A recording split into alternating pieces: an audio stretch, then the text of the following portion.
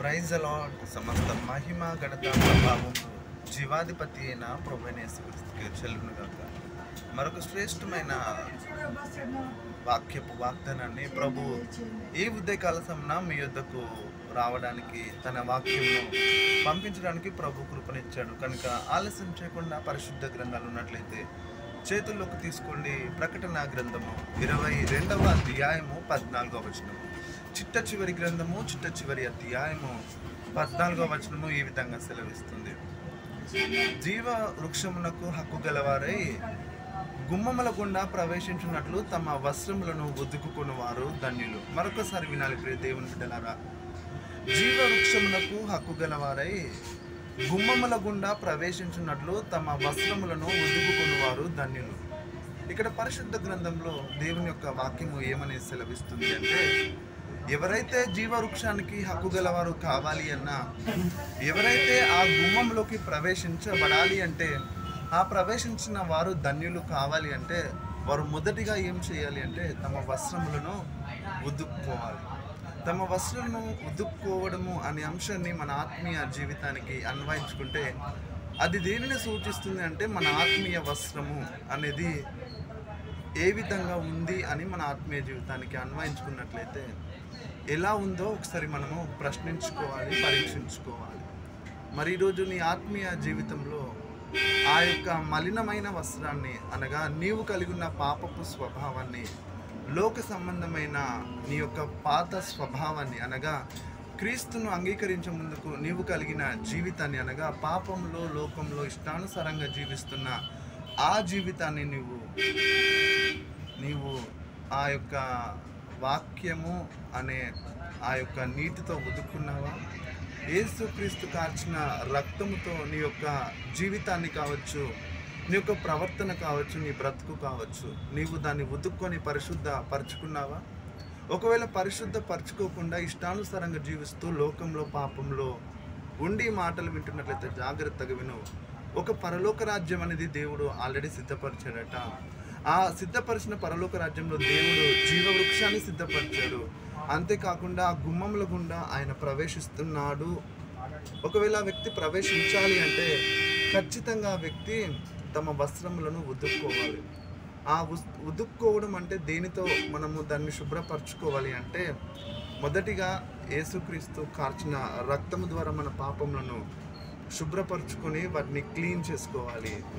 రెండవదిగా వాక్యము అనే దేవుని వాక్కు ద్వారా మనల్ని మనము శుభ్రపరచుకొని, మనం కనుక దేవునికి అంగీకారయోగ్యంగాను, దేవునికి అంగీకరించే విధంగా మన జీవితాన్ని ప్రతిరోజు, ప్రతి క్షణము వాక్యము ద్వారా, అంతేకాకుండా దేవుని యొక్క రక్తము ద్వారా, ప్రార్థన ద్వారా ఎప్పుడైతే మనము దాన్ని సిద్ధపరచుకుంటామో ఆటోమేటిక్గా మనల్ని దేవుడు ఖచ్చితంగా ఆశీర్వదిస్తాడు. ఆశీర్వదించడమే కాదు, తన విలువైన రక్తాన్ని కార్చిన దానికి ప్రతిఫలంగా మనము హక్కుదారులము అవుతాము అని చెప్పేసి మనము గ్రహించాలి.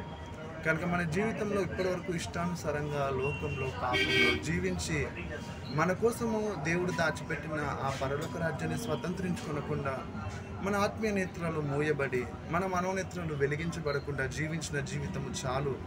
కానీ ఎప్పుడైతే నువ్వు యేసుక్రీస్తును సొంత రక్షకుడిగా అంగీకరించి నీ పాప స్వభావాన్ని, నీ ప్రాచీన స్వభావాన్ని విడిచిపెట్టి పరిశుద్ధులైన దేవుడు నీ కోసం కార్చిన ఆ విలువైన రక్తాన్ని నువ్వు ఆశ్రయించి నీ పాపములను, నీ అతిక్రమములను శుభ్రపరచుకోవడానికి నీవు కనుక నీ హృదయంతో, నీ మనస్సుతో నీవు యేసుక్రీస్తును అంగీకరించి నీవు కనుక నీ యొక్క ప్రయత్నాన్ని ప్రభు సన్నిధిలో పెట్టి ఒప్పుకున్నట్లయితే ఖచ్చితంగా ఆయన ఇచ్చిన వాగ్దానం ప్రకారము జీవవృక్షమునకు హక్కుదారుడవుతావు.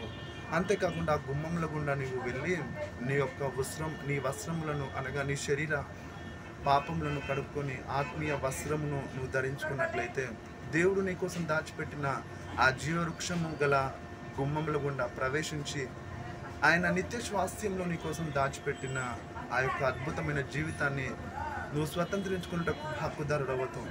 మరి హక్కుదారుడు కావాలంటే మొదటిగా నువ్వు చేసిన పాపము, అతిక్రమము, మలినము, మాలిన్యాన్ని కనుక యేసు సన్నిధికి వచ్చి నీవు కనుక వాటిని ఒప్పుకొని విడిచిపెట్టమని నీ నోటితో ఒప్పుకొని హృదయంలోకి అంగీకరించి ప్రభువును నువ్వు కనుక ఆహ్వానించినట్లయితే ఖచ్చితంగా నువ్వు ఆ జీవం కలిగిన హక్కు కలిగే ఆ పట్టణంలోకి, జీవవృక్షము నీకోసం ప్రభు దాచిపెట్టడంలోకి నువ్వు వెళ్తావు. వెళ్ళడమే కాదు, ఆ యొక్క గుమ్మంలో గుండా ప్రవేశిస్తావు. ప్రవేశించడమే కాదు, నిత్యం ఆ ప్రభుత్వం నిత్య రాజ్యంలో నిరంతరము జీవిస్తూ ఆయన నీకోసం దాచిపెట్టిన ఆశీర్వాదాలు స్వతంత్రించుకోవాలని ప్రభు మనస్ఫూర్తిగా కోరుతున్నారు. కాబట్టి 2024 సంవత్సరాల క్రితం ఆయన మరణించిన ప్రభు నీకు దాన్ని ఇవ్వాలని ఆశపడుతున్నాడు. కనుక ఈరోజు కనుక నువ్వు యేసును అంగీకరించి ఆయన నీ జీవితంలో ఆహ్వానించిన ఆయన ఈరోజు ఇచ్చిన వాగ్దానాన్ని నువ్వు స్వతంత్రించుకుంటావు. ఎవరైతే జీవవృక్షముకు హక్కు గలవారై గుమ్మముల గుండా ప్రవేశించువారు తమ వస్త్రములను ఉదుక్కునేవారు ధన్యులు అన్న వాగ్దానాన్ని నువ్వు స్వతంత్రించుకుంటున్నావు. అట్టి కృప దేవుడు మనకు అనుగ్రహించిన ప్రార్థన చేద్దాం. దేవుడు అట్టి కృప మనకు అనుగ్రహించిన మహాపరిశుద్ధుడానికి స్తోత్రాలు ప్రభా.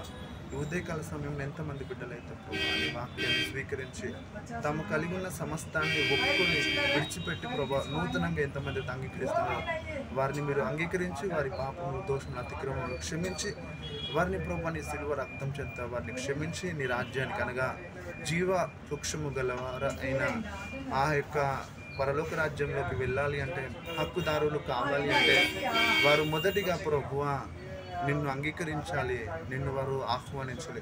కనుక ఈ సమయంలో ఎంతమంది అయితే అంగీకరించి ఆహ్వానిస్తున్నారో వారిని స్వీకరించి వారి యొక్క పాపమును క్షమించి మన్నించి జీవవృక్షములకు హక్కు గలవారై ఆ గుమ్మంల గుండా ప్రవేశించి వారు ధన్యులు. వారు తమ పాపములను ఒప్పుకొని ఉతుక్కున్నట్లయితే వారు ఆశీర్వదించబడతారన్న వాగ్దానాలు ఎంతమంది అయితే స్వీకరిస్తున్నారు వారిని దీవించమని ఆశీర్వదించమని యేసయ్య నామమున ప్రార్థిస్తున్నాము తండ్రి.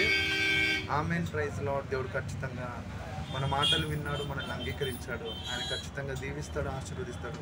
కనుక ఏ విషయంలో కృంగిపోక, ఏ విషయంలో కృమిపోక నీ పాచిన స్వభావాన్ని, పాప స్వభావాన్ని ఒప్పుకొని ప్రభువుని అంగీకరించు.